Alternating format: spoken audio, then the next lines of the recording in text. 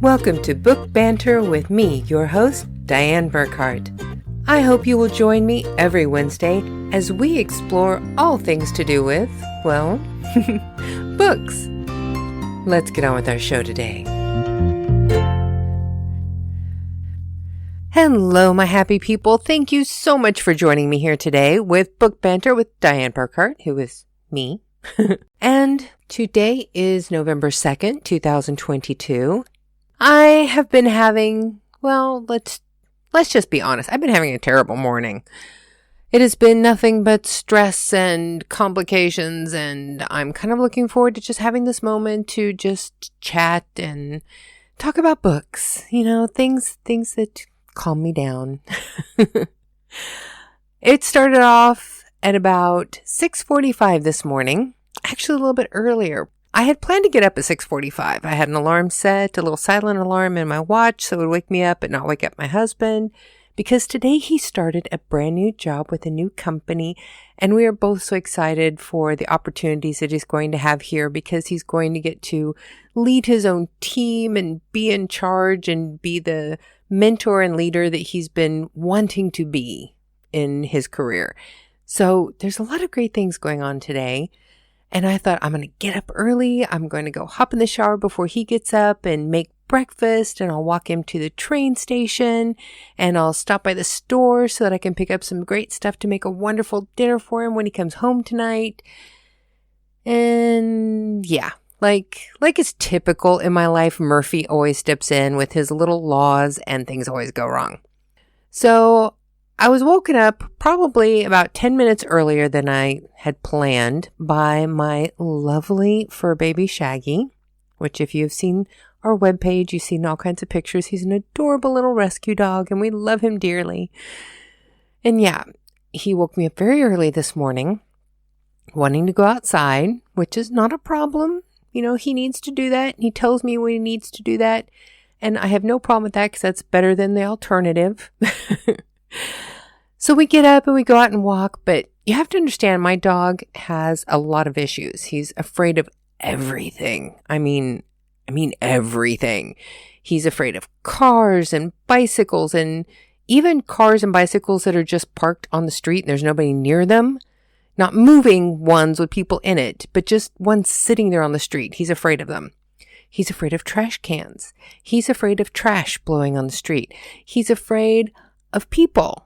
He's afraid of motor scooters, like little electric scooters too, and motorbikes. He's afraid of wind. When it's really windy out, like it is today, and it's blowing through the trees and the leaves are rustling, he is terrified. So of course we go outside and it's very windy this morning, and because of all the noise, he won't go to the bathroom. So I have to keep walking him and walking him and walking to him until he just can't hold it anymore. And finally, he goes to the bathroom, we come in. But this starts my day much later than I had planned. By the time we get back into the house, my husband was already up and he was in the shower. So I have to quickly, just get cleaned up a little bit and make breakfast. We sit down. I'm still in my PJs and I was wanting to go to the train station with him. So while he's doing a few things around the house, I quickly run in and take a shower, and I managed to get some base makeup on so I don't look completely dead. And I get ready to go out the door with him as he's leaving. I grab my shopping cart, which is this lovely little thing that he bought for me. And you have to take the wheels off when you store it and put them back on when you get ready to use it. So I'm standing in front of the building, putting the wheels on. He's like, honey, I can't wait. I got to go. So he kissed me and he leaves. And a minute later, I get the wheels on. And I go hurry up and catch up with him. And I walk with him to the train station. The thing is, though, I was in such a rush trying to get out of the house, to walk with him to the train station. I forgot my glasses. And I can see, but I can't read anything anymore. I mean, nothing anymore. It looks like a billboard. I cannot read labels or any of those kinds of things. And I'm going grocery shopping, so I need to be able to read labels. And I had a horrible time trying to pick out items because I hadn't been to this store in a long time. And I'm holding items probably an inch away from my nose, trying to read the labels to see what these things are because they were out of my normal things. So I'm trying to find alternatives.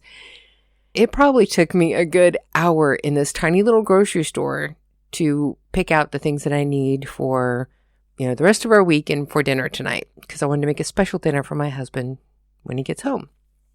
Well, whenever I get up to check out, I have like just this little wallet on a strap, that holds my phone and has all of my essentials in it.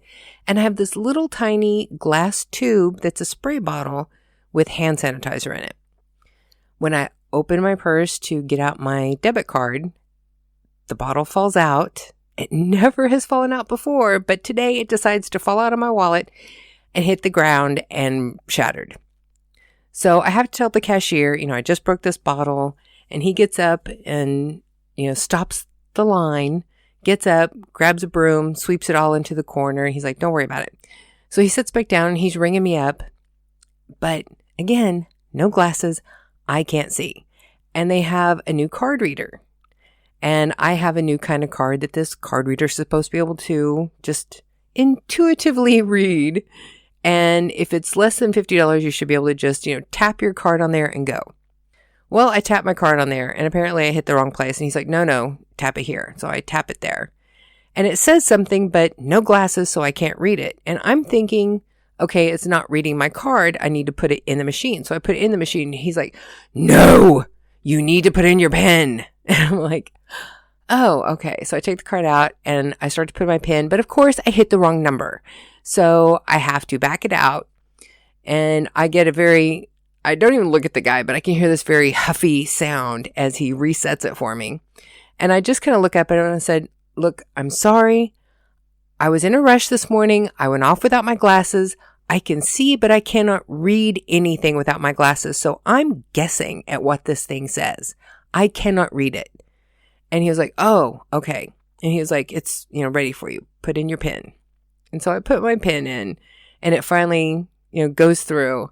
And he hands me the receipt, and I'm like, thank you. And he was like, yeah, okay, have a good day.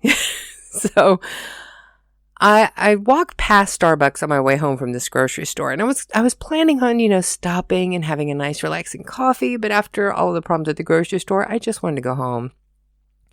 So I walk home, and I come in, and luckily my dog was here, and he was just so happy to see me, and he's rolling all over me for like 20 minutes, and kind of just made everything all better. So this is my little plug that if you're having a bad day, the answer to stress is a rescue dog. I'm not even kidding about this. Get yourself a rescue dog, even if they're like ours and totally neurotic and have all kinds of fears. Whenever you come home from being gone for even just a few minutes, they just shower you with so much love and so much appreciation that it makes everything all better. So even though here being an American, living in Germany, and my German is horrible, because, honestly, I tried, when we first moved here, I knew 3 words of German. Ja, nein, and schnell, which is just yes, no, and fast. And okay, beer. Beer's the same in German. It's just spelled differently than in English.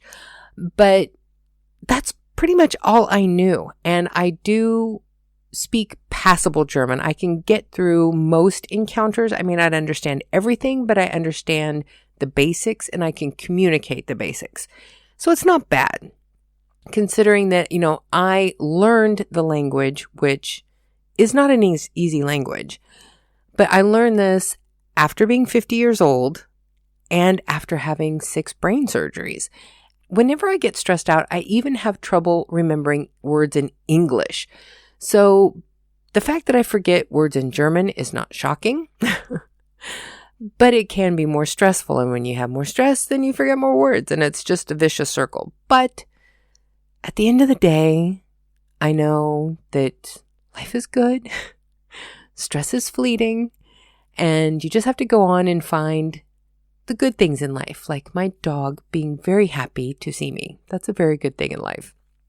But that's a lot of rambling, and I'm sorry. Now we're going to get to the books, I promise.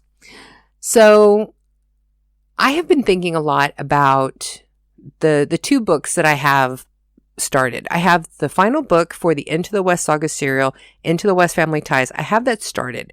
I started last year. I was planning on releasing it for Christmas, and it just was not coming together. So I set that aside and I decided to start doing my first book as Dianne Burckhardt.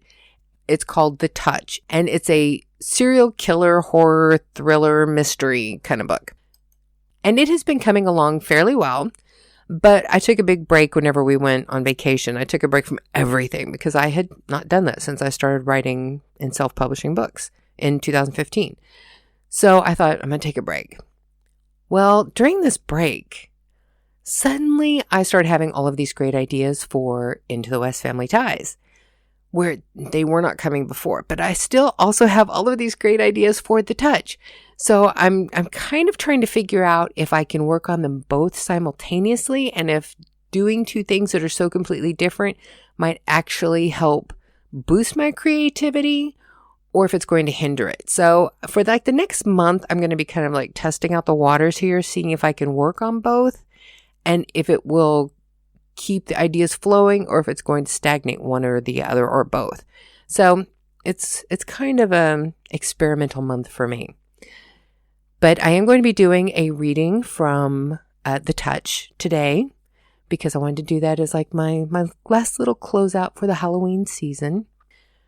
Also, I am going to be taking another short break at the end of November because we're going to be going to the UK for the She Inspires Award ceremony because I am up for the global category of the Shero Award. I'm one of the finalists there, and I am in an amazing category of women. These women in this group are just phenomenal and accomplished, and it's such an honor. I know people always say that it's just such an honor to be nominated with these other people, but it really, truly is. And I can't wait to go and meet all of these people in person and the judges and the people who run She Inspires. It's such an incredible program that I really want to try and get more involved with it because I think it's worthwhile. And you should check it out. There's going to be a link in the podcast description so you can find out more information about She Inspires because it is an incredible organization. And I also have just an exciting little update that I do have some new guests that I'm working on. I have one friend that I haven't hit him up lately to talk about coming on the podcast. I mentioned it whenever I first started it, and he said that he was very willing to do it. So I'm going to see if I can pin him down for a specific time. And I really want to try and do it for Christmas because his books would be fantastic Christmas gifts. I don't want to give too much away right now because I don't want to mention him or his book specifically until I get an okay from him. But if it works, it'll be fantastic. You'll love it. But the other one, I was approached by an author's publicist. And this new author is actually being published by Mindy Kaling's new book studio. She is publishing some great Indian American authors, and this author is one of the first, if not the first, book to be produced by this new publishing house. So I'm just now reading the book, and then I'm going to get in some specifics with the publicist about setting up an actual interview with this author. And I can't tell you too much about the book right now until we do the specifics on that one as well. But I will tell you, I'm only on page 4 of her book, and I am loving her writing style. This is really not the typical kind of book that I choose to read. I'm much more into like the sci-fi, horror, paranormal kind of just light entertainment kind of books, where this is much more a realistic look at family and relationships. It makes me think of the kind of books that you would see on Reese Witherspoon's book club suggestions kind of book. Definitely one of those kinds of family-oriented sort of stories. So it's definitely going to appeal to a large portion of the reading population because it seems like one of those typical bestsellers that people always hit on. For me, that's not normally the kind of book that I go for, but so far, I'm only on page 4 and I can say I'm hooked. I'm already interested in the lives of these people and I want to find out more. So that's saying a lot, I think. But as soon as I get everything pinned down for these 2 interview guests, I will let you know. You'll see it all over my social media. So keep watching for that. It's going to be good. Now, I've done enough rambling. I've covered some of the business. So now we're going to get into the sneak peek of The Touch. So here we go. The Touch, a horror book by Dianne Burckhardt. The doll maker picked up his poppet and sat her feet on the hand truck's base and then strapped her to the bars. He put a bag over her head so she couldn't see where they were going. As he tipped her back and began to wheel her out of the cell, he leaned in once more to whisper to her. Now we're going to have some real fun. No! Screamed Dianne Casey as she bolted up in her bed. She had been dreaming of the doll maker for weeks, ever since she received an email from her old boss, Nathan Trask, asking if he could consult with her about a case. Dianne was still panting from fear as she lay back in the bed, staring up at the mottled popcorn decoration on her ceiling. The moonlight coming in the gap between her curtains caught a few flecks of glitter in the material and twinkled at her. She was not comforted at the sight and just closed her eyes as she tried to keep from hyperventilating. Dianne tried to will herself into a dreamless sleep, but it was not to be. She tossed and turned as more images of Ashley and the doll maker kept invading her thoughts. As she tried desperately to divert her thoughts, she just kept circling back around to a quote by Friedrich Nietzsche that Robert Ressler had used in a profiling seminar she attended back in college. Battle not with monsters, lest ye become a monster. And if you gaze into the abyss gazes also into you. He warned the class that when you become an FBI profiler and devote your life to hunting monsters, you put yourself in harm's way mentally as well as physically. Too fucking right, Robert. Dianne finally gave up the fight for sleep and reached over to her nightstand and clicked on her tablet. She found her Netflix app and turned on The Big Bang Theory. It was her late-night go-to for nights when her brain just would not shut off. She was in about 4 episodes of season 7 when she finally drifted back to sleep. As the morning light crept in between the blackout curtains, a spire of light sliced across Dianne's face. With an irritated groan, she grabbed the pillow beside her and dropped it on her face to black out the light. Dianne folded her arms over the top of the pillow and pressed the downy mass down. The action brought a flash of déjà vu rushing into her conscious mind. Like a wave trying to pull a poor swimmer under the surface, Dianne felt herself being dragged into another memory that was not her own. She could feel the pillow being pressed down harder and harder with a directed force. Someone was trying to smother her with it. She tried to fight and twist to get out from under the bulky mass that was stealing her breath from her. She could feel her lungs beginning to burn as the unseen attacker pressed down harder. Ashley didn't have to see her attacker to know who was suffocating her. It was the doll maker. She prayed he would kill her this time and give her a release from her nightmare. But her wish was not granted. Dianne's alarm went off, wrenching her back from the memory and bringing her back to her own bedroom. She bolted up in her bed and threw the pillow across the room, where it flew into the Tiffany-style floor lamp, knocking it into the wall, shattering the glass shade. Dianne sighed as she looked at the colored glass splintered on her beige carpet. Well, shit. Dianne felt a cold nose touch her arm as it worked to move her arm enough so a furry head could slide between her arm and side. She looked down at the fuzzy face, turned up to study her with eyes filled with concern. It's okay, Harley, said Dianne as she hugged her service dog close and reassured her. I'm okay, baby. It was just the usual. Nothing extra tonight. And I think we're going to stop there. This was your little sneak peek of The Touch, just introducing you to our main detective, Dianne Casey. Now, here's a fun fact for you. When I was in my 20s and I would do things that I wasn't sure if I would get in trouble for or not, I would use the name Dianne Casey. That was sort of my little alias. There was one time that I was trying to track down an old friend of mine I'd worked with, and I knew he had gone to a university out east. So I called the university's main office and I told them that I was trying to find this friend of mine. I gave them this whole sob story of why I was trying to get in touch with this guy. And I used the name Dianne Casey. They gave me all of his personal information. So I called him and I told him what I had done, and he found it absolutely hilarious. He said that he was not surprised that I could pull something off like that I was very convincing. But ever since then, he always referred to me as Dianne Casey, which is one reason why I decided to use Dianne Burckhardt to write under. Dianne is my middle name and Burckhardt is my last name. But I've always really liked using the name Dianne for things. So that's your little bit of trivia today. Now, keep in mind, this was never anything that was truly nefarious. It was just, stupid little pranks and things like that. But just fun trivia for you. I hope you had a fantastic Halloween. I hope you enjoyed the sneak peek of The Touch.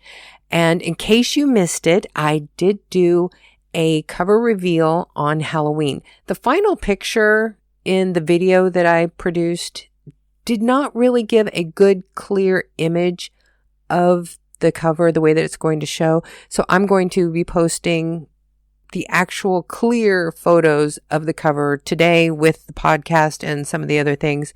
So you will be able to see a good, clear picture of what the cover is going to look like.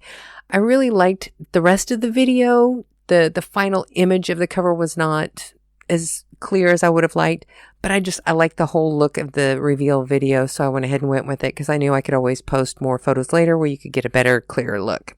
And you're going to get that today. So keep watching the podcast information. Keep watching my social media.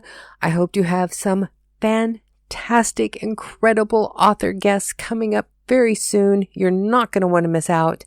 And of course, I will have more information on The Touch and Book 7 of Into the West Family Ties. We'll see how my experiment goes. See if working on 2 books at once is going to work. I don't know, but we're going to try. It'll be worth it if I can do it. So more work is never a bad thing as long as you enjoy it. And I love doing this. So it is that time, people, for you to go forth. And I hope not just on Wednesdays, but every day you're happy.